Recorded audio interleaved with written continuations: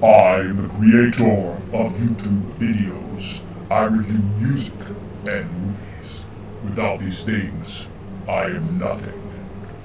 Come with me. Subscribe today.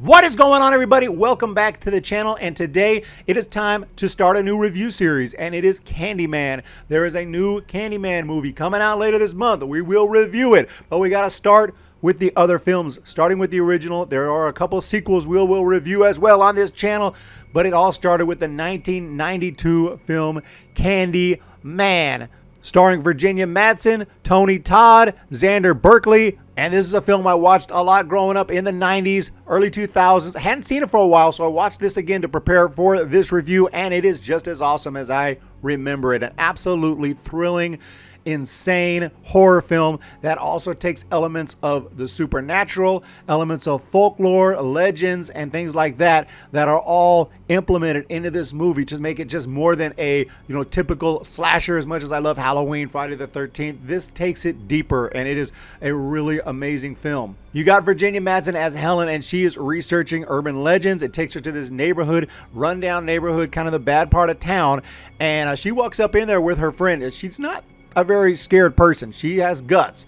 Her friend goes along with it, but she's like, no, let's bounce. Let's get out of here, But Helen is just absolutely dedicated to writing this thesis, doing this research, and she walks right up in there, and it's actually pretty terrifying. Forget Candyman, just the part of town that she's in, thinking, is something going to go down? They're going to get attacked? They're going to get raped? This is scary. Like, they're walking right up in there, and actually she ends up getting attacked in a bathroom, which was a terrifying scene there when she's in there kind of cornered by a bunch of guys, scary dudes. She still is like, sorry guys, let me just be on my way. It's like, no, you're about to get attacked. And she did get attacked, and again, like very intense, scary moments even before Candyman shows up, just because of the part of town that she's hanging out in. But ultimately she does learn a little bit about the legend of Candyman and how this neighborhood, this apartment here, some of the people there are, to cope with kind of their hardship, the difficult times that they're having, they have this myth, this urban legend, and it is Candyman. And he even apparently killed someone. Horrible stories go around about Candyman, and legend has it, if you say his name 5 times in a mirror,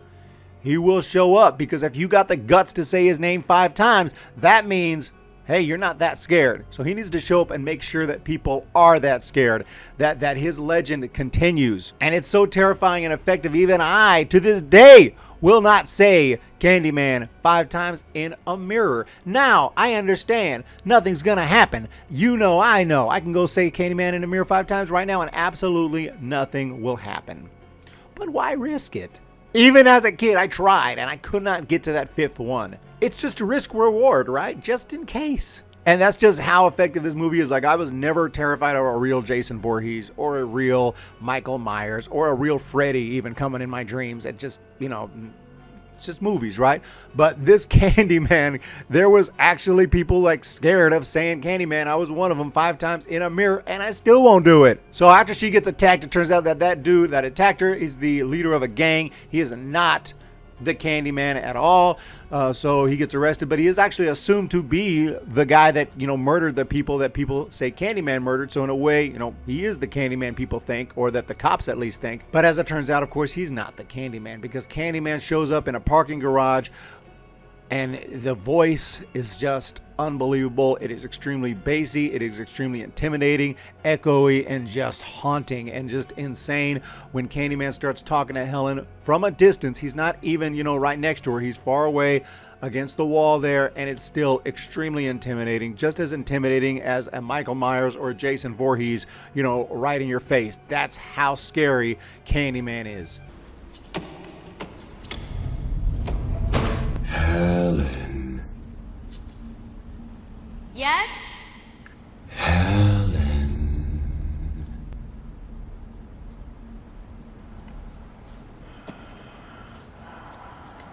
Who is that?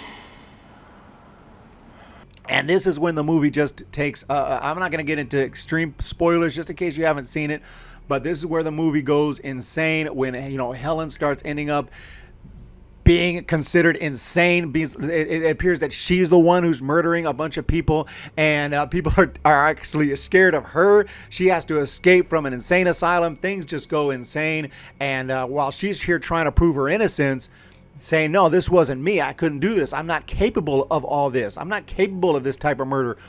Even she looks a little bit suspicious, like, what's going on? Like, and we're sitting there like, is Candyman real? And it sets it up like, yeah, we believe Candyman is real. We're rooting for Helen.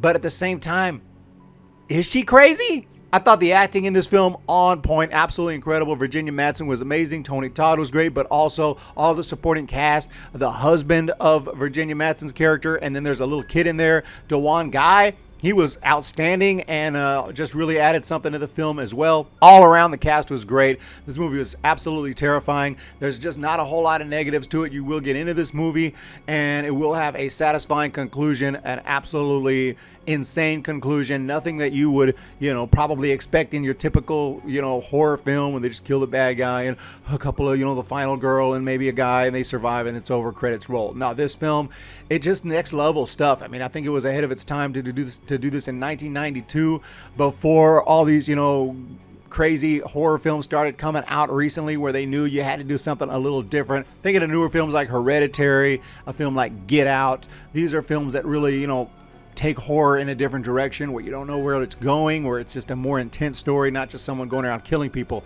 Candyman is like that. But it also has the crazy gore. It also has the extremely scary killer, a killer that will, go into your nightmares. It really is a haunting film. Just very well done. The only complaint I have is a couple of the jump scares, especially the first one. Now, jump scares can be effective, and there's a couple that are effective. I'm not like anti-jump scare in general, especially, when what happens could actually happen. It makes sense with the story, and it's a little moment where you're like, whoa, it kind of scares you a little bit. An example would be that new Pet Sematary film, the remake, where a truck kind of drives by because the road is very close and giant trucks drive by, and one just kind of scared everyone earlier, which is also kind of a foreshadowing. I thought that was a cool jump scare because it would make sense. A giant truck just drove by. It wasn't like something out of the ordinary. It was just something that kind of surprised you, kind of shocking, kind of, a scary moment real quick, and then you go, oh, it was nothing. That's an okay jump scare. Now, this one, you had that moment where someone just does something that they would never do to scare someone. I've seen worse moments, but I think her husband she's in bed, she thinks she's alone, no one's home, and she's kind of hears something, she's getting scared, and he just dives into the bed like he's attacking her, and oh, just kidding. Like, who would do that? Like, it was insane. There was even another film, one of the Halloween movies, I can't remember which one, Halloween 5 maybe, Halloween 5 or 6, where somebody just jumped on someone, a friend, and they started, stabbing them, like pretending to stab them. Who would do that? And it was just way too far. This one didn't go that far, but there was a couple of jump scares where like, why would someone do that? One of those moments where, everyone's kind of quietly going and your friend just jumps up behind you. Hey, like, why would you grab me like that? That would never happen. It was only for the purpose of a jump scare for the audience. Those are my pet peeves. And there was a couple that were kind of like that in this film. So some of the jump scares I found to be a bit annoying. I'll just say that. But other than that, the film, 1992 for its time, extremely well done. The special effects are amazing. The bees that, go with him, just a great effect, great idea. Just it all adds to the legend and just the status of this just insane killer right here. But not just insane, like I'm going to just go around and kill random people. Just much deeper than that. And that's what makes Candyman an absolute classic. This film is incredible. Honestly, other than the jump scare nitpick, this film really knocks it out of the park, not just for its time, but even for today, because it's better than 99% of the horror films that come out today. Candyman is a classic. You must check it out if you haven't seen it. Highly recommended. Tony Todd, amazing. Candyman, in my opinion, is a freaking masterpiece. So there you have it. That is my review of Candyman, the 1992 horror film, one that I watched so much growing up, scared the freaking hell out of me, and continues to be just a great film that dives deep into urban legends, psychology, and just topics that you don't see in your typical slasher film. So definitely check it out. I hope you all have a great day. Let me know what you thought of Candyman 92 if you're looking forward to the new Candyman coming out soon.